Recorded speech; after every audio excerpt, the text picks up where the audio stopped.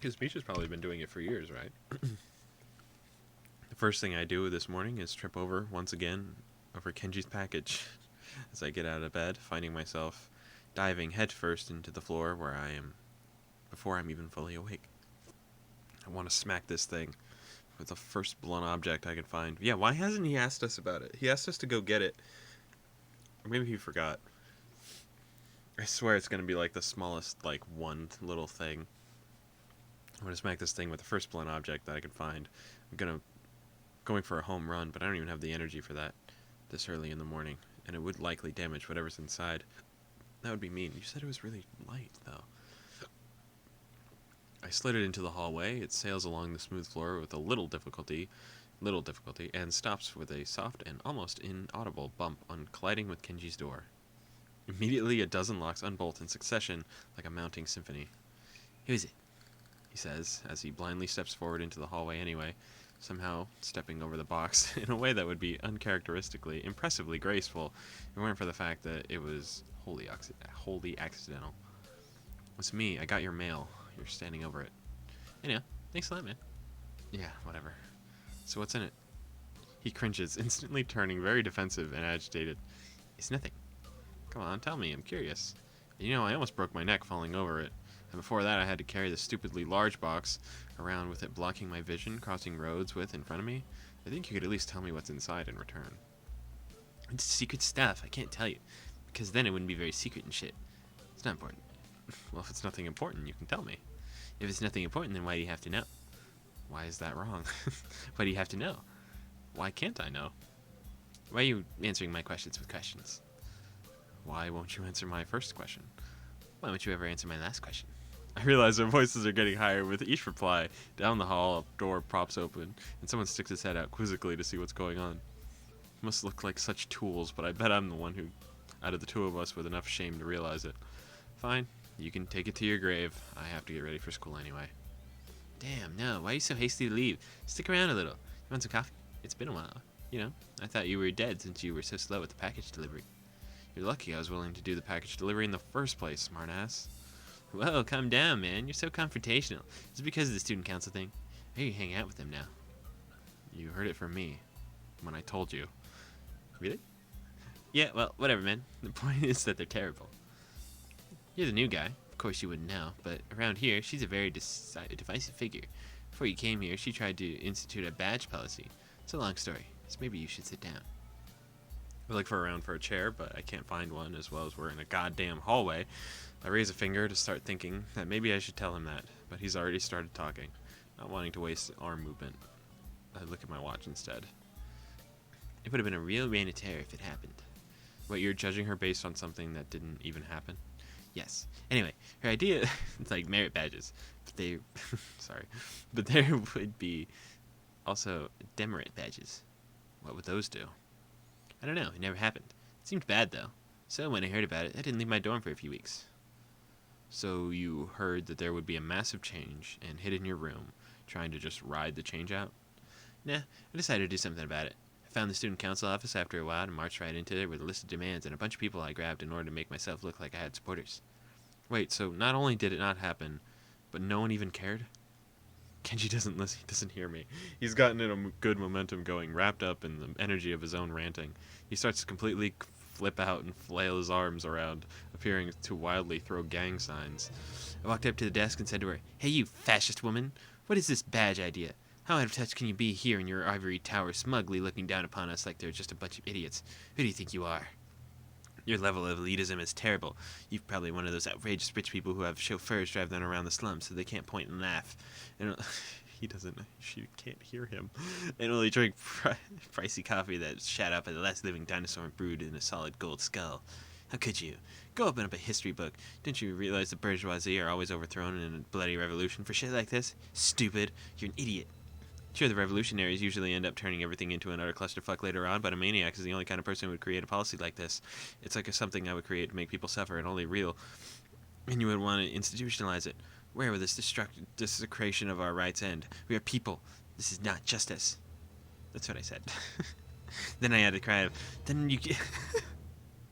Then I added a cry of, They can take our things, but they'll never take our freedom to appear to the masses, like in that movie about William Wallace, where they would take the things and not only his freedom, and then they killed him. But she just ignored me and didn't even look up from writing her little paper shit. Maybe I overwhelmed her with my logic so badly that she just retreated into denial. Maybe she's just an asshole. Either way, she didn't reply. The future refused to change. To top it all off, on the way back, I realized I had lost my student ID somewhere. This is the story of my life, constant and seemingly futile struggle, like trying to climb up a brick wall with sponges for hands. Hey, you said nothing changed, but she didn't make everyone wear a bunch of stupid badges, so it did change. Yeah, that's true. Okay, maybe it's not so bad then. I guess that counts for something. If I can get Kenji to admit that maybe 2 women are not so bad after all, I'll take it. Especially if it allows me to slip out of this conversation. I realized how much time had gone by. I try to run through my usual morning routine as quickly as possible. I check my watch again as I leave the dorms and see that I'm already late. Fortunately, the rest of the day goes more smoothly, and after classes are over, I head to meet with Shizune again. Behind the school, I catch her leaning against a completed stand with parts of it still flecked with bits of paper and tape, remnants of signs from the last time it was used, absent-mindedly spinning a nail in her hand. She hasn't noticed me yet. The temptation to sneak up on her is unbearable. Years of watching foreign wildlife documentaries have prepared me for this. I'm downwind. The conditions are favorable. However, the more I think about it, the more it seems like a bad idea. If get caught halfway, I'll look like an idiot. And if she doesn't know it's me, I could end up with an injury. Either way, I'll also look a little insensitive. So it would be probably best not to try anything funny, as disappointing as it is. I walk in front of her, startling her a little. Why so surprised? Did I catch you slacking off? No, I was taking a break. You don't look like you even broke a sweat. That's some break there, President. Shizune's eyes dart back and forth momentarily. I think I managed to fluster her. There's exasperation on her face, and a little tension as well. But she can't back down. That would be unthinkable for her. Her fingers dance across each other impatiently. You're acting competitive today? Are you trying to get my blood boiling? Do you want to make it a contest? We'll race to see who can construct the most stalls by sundown. No, I'm teasing you. That's okay. It's not a real student council if you can't tease the student council president a little. You agree, don't you? That isn't the student council charter. So it isn't true. There is no charter. At least I don't think there is. The only thing with the pledge of loyalty to a stack of takeout menus. Anyway, it's good that you're finally here. Yet if you could have been earlier, pick up a hammer and we'll resume where we left off. As we work assembling stalls again, I slowly realize that it's really much less work than I would have expected. In fact, according to Shizune, we should have been done by the end of the day with a little luck. The last time I did something like this for them, it took her, Misha, and myself almost 4 days to do it. Can't just be my imagination. You know, this doesn't seem like that much work. Because it isn't. That answer leaves me wanting a little more. Knowing that it isn't the best, Shizune puts down her hammer to elaborate. It would be impossible for 2 people to do that much work in less than a week. The truth is that I don't dismantle half the stalls. I just store them someplace else. Actually, it's more like I hide them in plain sight. She waggles a finger mischievously. But that's a secret, and it's not proper to reveal the tricks of the trade. You're not a magician. Winking, she takes out 2 plastic containers from her bag and then puts them down on a nearby board, raising her hands slightly as if to say, ta-da! I made lunch today, for both of us. You can have this one. The food shifted in my bag, and now some of it's mixed together. She hands me one of the containers. I open it.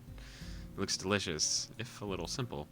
She hands me a pair of chopsticks, as if she had remembered too, and I eat what looks like some grilled beef. It's very tasty. You don't like your food touching other food? I do not. You're very picky. Sometimes I mix food on my own, but not always, and not everything. I don't like when it's done for me. What's important is the choice. She points decisively to emphasize it, and then breaks her chopsticks apart to eat her own meal. As I continue to eat, I notice 2 things. The first, that almost everything I'm eating besides the rice is fried. Even the vegetables are fried. There's so much meat. Does she eat this kind of stuff all the time? I wonder how she manages to stay so thin in spite of it. The second I notice is that I can't talk to her while eating. Talking with your mouth full is a little rude anyway. But with our hands holding our chopsticks and bowls, the communication between us is impossible. Just like yesterday. Yeah, but when you're eating, it's kind of impossible normally, right? I mean, I guess like it's even more impossible because you can't move your hands, but like when you have food in your mouth, it's like the same thing. You can't really talk. Even though we're spending time together, even though I took some time to learn sign language, it feels like I'm talking to her nonetheless. Talking to her less, sorry. Despite that, it also feels like I'm understanding her more. Lily, oh, okay.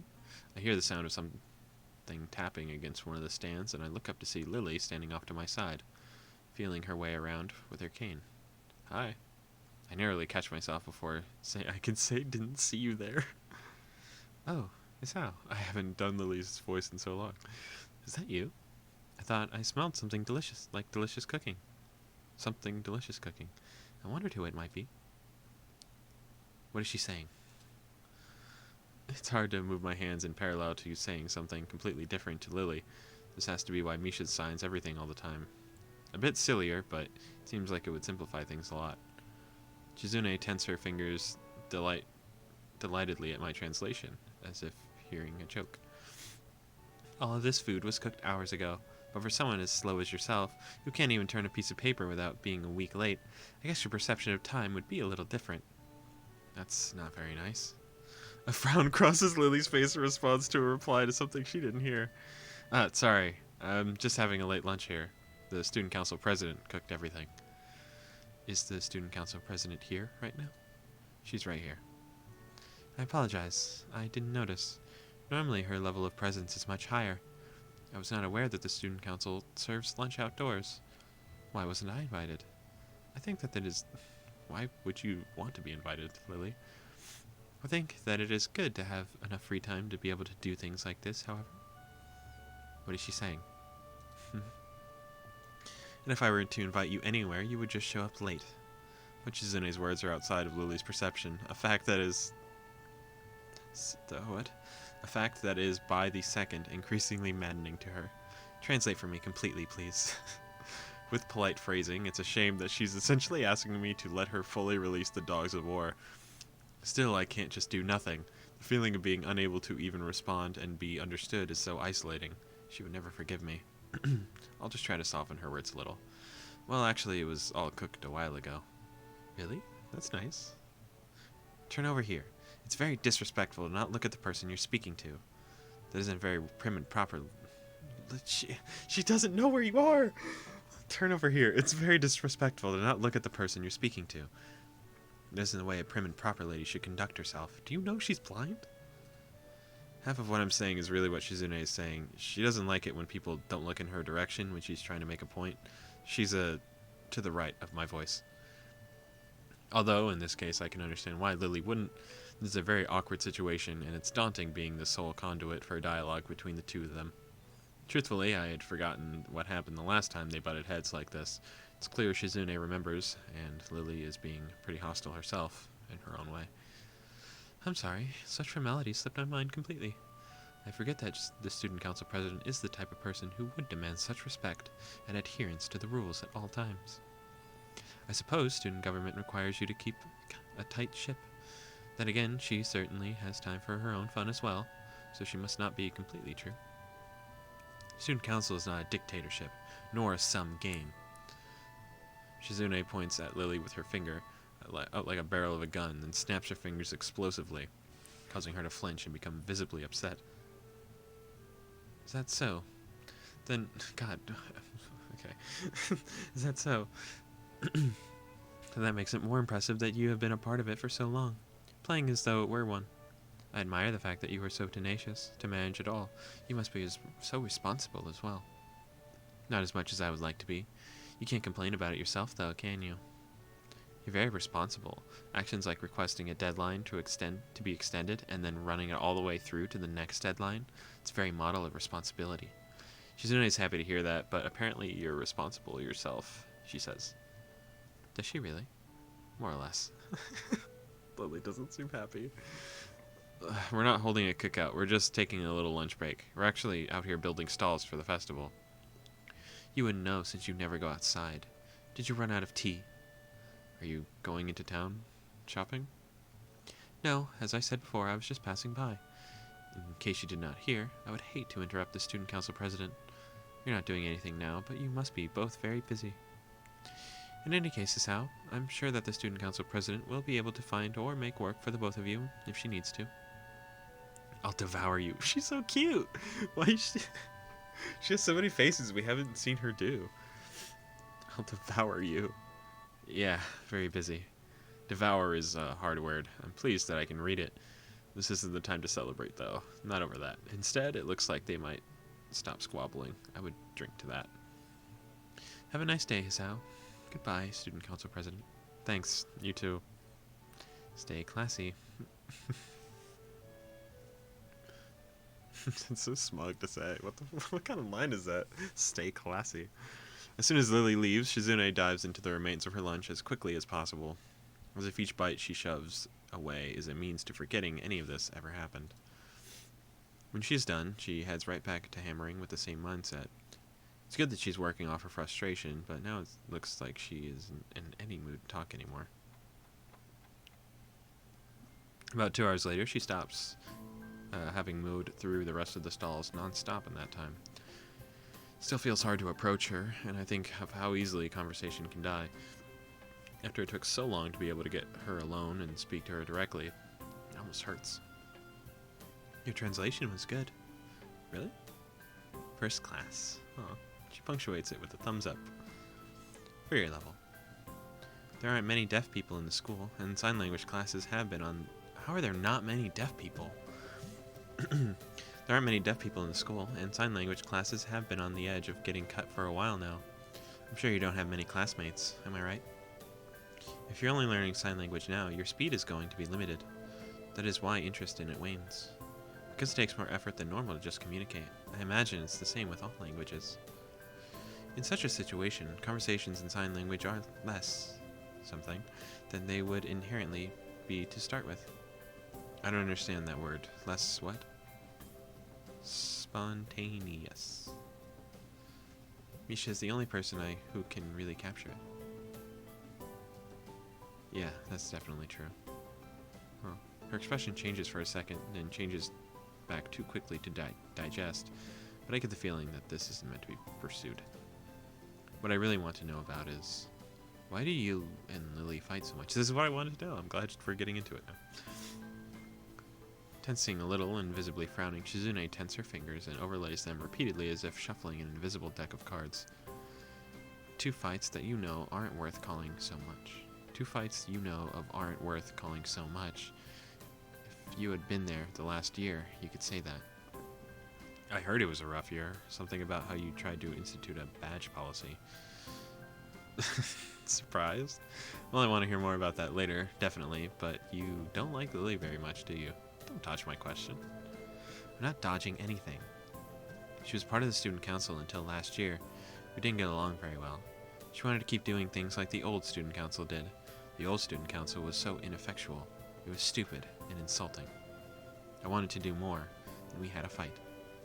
A lot of fights. She couldn't do anything on time. Then she said what I wanted to do was meaningless, just extra busy work. Does this look like meaningless busy work to you? Shizune gestures around us. What's really meaningless is a student council that doesn't do anything. Weak, lazy, and boring.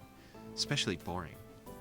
I couldn't get excited over sitting in a room with nothing to do. That's just a waste of time. Why would I even be there? It doesn't get my blood flowing. Arguing with her does that. If she could have been more motivated before, she wouldn't have put so much dedication into being my enemy. But she shows that much spirit. It's not a complete loss. At least it's something. It's still exciting. I see. And what about the badge thing? She laughs, covering her mouth with her hand as if to hide